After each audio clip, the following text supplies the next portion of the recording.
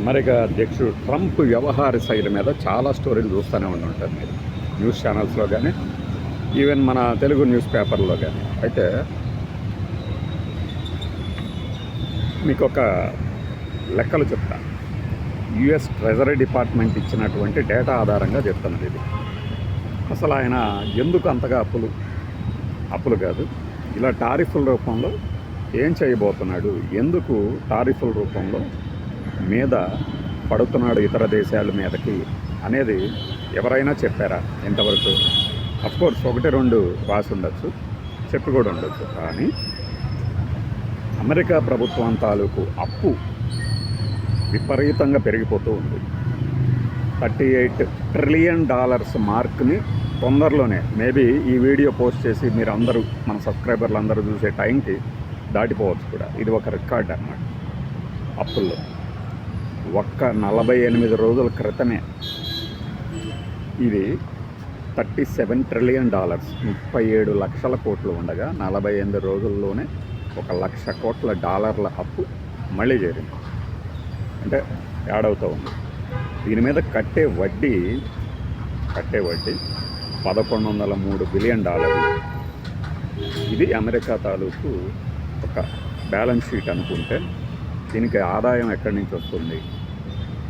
ఆయన ఆదాయం పెంచుకునే మార్గాలు ఎక్కడైనా అమెరికా నుంచి ఆంధ్రప్రదేశ్ వరకు ఒకటే, పన్నులు పెంచడము, లేదు పరోక్షంగా పన్నుల ద్వారా ఆదాయం పెంచుకోవడం. ఇదే చేస్తున్నాడు ఆయన.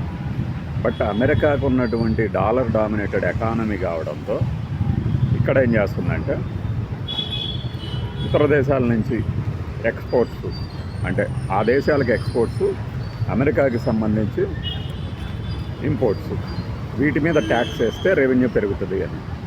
అట్లా ఆయన ఎంత ఎక్స్పెక్ట్ చేస్తున్నాడంటే $28 బిలియన్ ఇలా పెంచిన టారిఫ్ల ద్వారా, అంటే ఒక్కొక్క దేశం మీద ఒక్కొక్క టారిఫ్ వేసేది.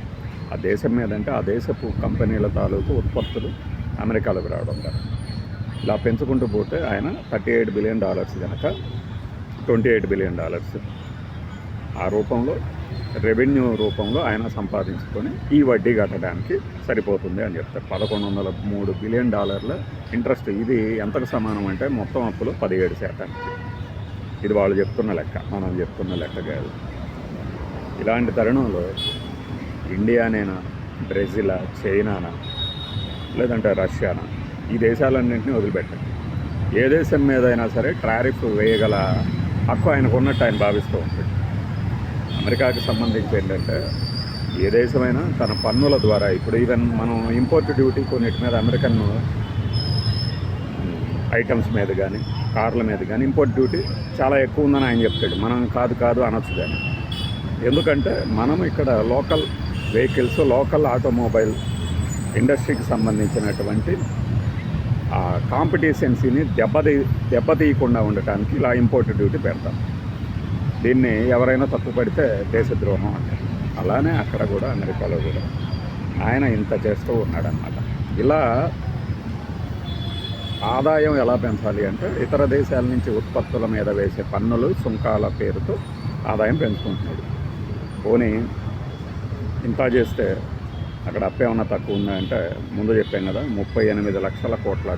ఇందులో పబ్లిక్ త్రూ గవర్నమెంట్ కొంత, పబ్లిక్ కాకుండా గవర్నమెంట్ ఇన్స్ట్రుమెంట్స్, ఇప్పుడు మనం కొన్ని కార్పొరేషన్ల ద్వారా అప్పులు తీసుకున్నారని చెప్తారు కదా, అట్లా ఒక $12 ట్రిలియన్, మిగిలిన 26 కానీ ఆ మిగిలిన అమౌంట్ ఎంత ఉందో అంత త్రూ పబ్లిక్ ఇంత ఉన్నది.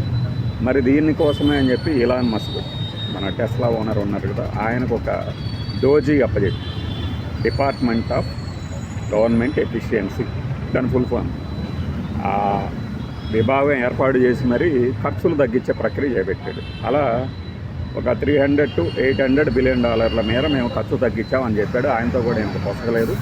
తర్వాత ఆయన దాని చీఫ్ బాధ్యత నుంచి తప్పించుకున్నాడంటే అయిపోయింది కాబట్టి, ఆయన టర్మ్ అయిపోయింది కాబట్టి వెళ్ళిపోయాడు. మరి అమెరికా ఇలా సుంకాలు వేస్తుంది అని మనం వాపోవడం కరెక్టా అంటే మన కోణంలో కరెక్ట్.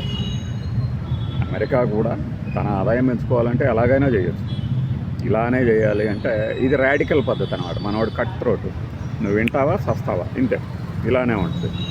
మిగిలిన వాళ్ళు ఏంటంటే సైలెంట్గా ఎవరికి తెలియకుండా ఒక ట్రేడ్ డీల్ చేసుకున్నట్టు, మనకేదో ప్రయోజనం చేకూరుస్తున్నట్టు బిల్డప్ ఇచ్చి వేసే ట్యాక్సులు వేస్తూ ఉంటారు. ఇంతగా మనము మన స్టోరీలు చూసుంటుంది. 40 దేశాలకు ప్లాన్లు వేస్తున్నారు ఇండియా వాళ్ళు కౌంటర్ టారిఫ్ కోసం అని.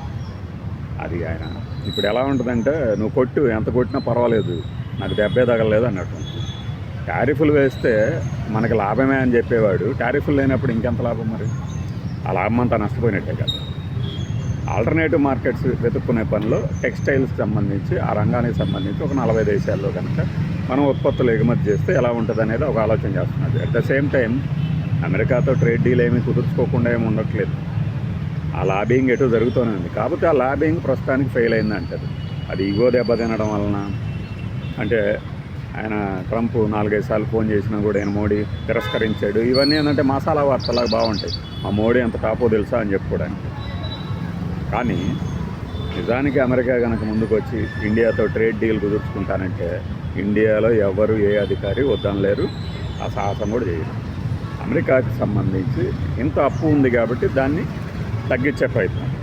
ఈవెన్ ఈ కోణంలో ఏం చేస్తున్నారంటే, అక్కడ నేను అసలు మొత్తం ఇన్కమ్ ట్యాక్స్ తీసేస్తాను అంటాడు. అంటే ఇన్కమ్ ట్యాక్స్ తీసేస్తే దాని అర్థం ఏంటి? ఆదాయం మీద పన్ను ఉంటుంది, కానీ మీరు వస్తువుల మీద పన్ను ఉంటుంది కదా. మేక్ అమెరికా గ్రేట్ అగైన్ అంటే ఎలా? నేను స్వర్ణయుగానికి తీసుకుపోతా అని చేసే తప్పులు కూడా ఉంటాయి. మనం ఇక్కడ కూర్చొని అమెరికాలో కూర్చున్న ఒక అగ్రరాజ్య అధ్యక్షుడు తప్పులు చేస్తున్నాడు, ఒప్పులు చేస్తున్నాడు అని ఎంచేంత సినిమా మనకు లేదు. కానీ ఉన్న ఫ్యాక్ట్స్ ఆధారంగా చూసుకున్నప్పుడు దీన్ని అర్థం చేసుకోవాలి. అర్థం చేసుకోకుండా గుండెలు బాదుకుంటేనో భుజాలు దర్చుకుంటేనో మనకి సున్నా ప్రయోజనం. బై.